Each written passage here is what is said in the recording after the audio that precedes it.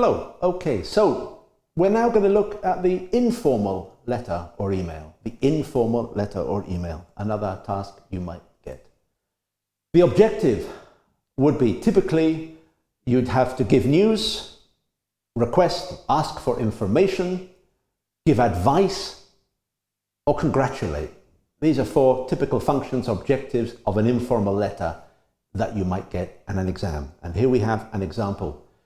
It says you have received this email from an English-speaking friend. So it's a typical subject. There are friends coming to visit, and it says they would like to travel around and learn about your local area and its history. And you've got two questions. Can you tell me about some of the places they could visit? What's the best way to travel around? Car, bike, or coach?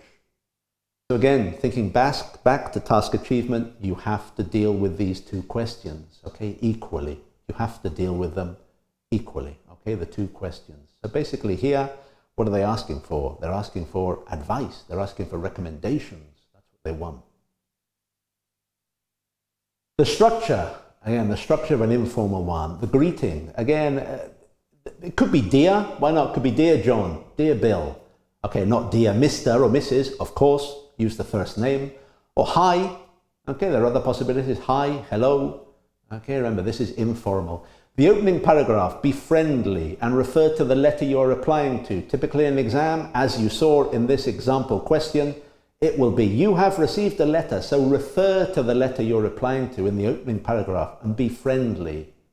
Okay, be friendly. And say things like, hi, it's wonderful to hear from you. Okay, but be friendly and refer to the letter.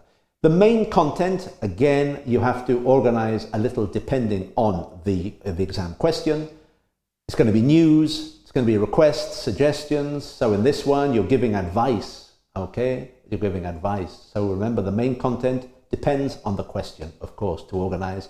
And the closing paragraph, logical, send greetings. Say, okay, lovely to hear from you, give my love to your mother, or say hi to your sister, and make reference to future contact. Yeah, when are we going to meet up again? It would be lovely to meet you. Okay, so do both of those things. And then when you sign off, again, there are different ways. Love, or bye-bye, or bye, and take care of yourself.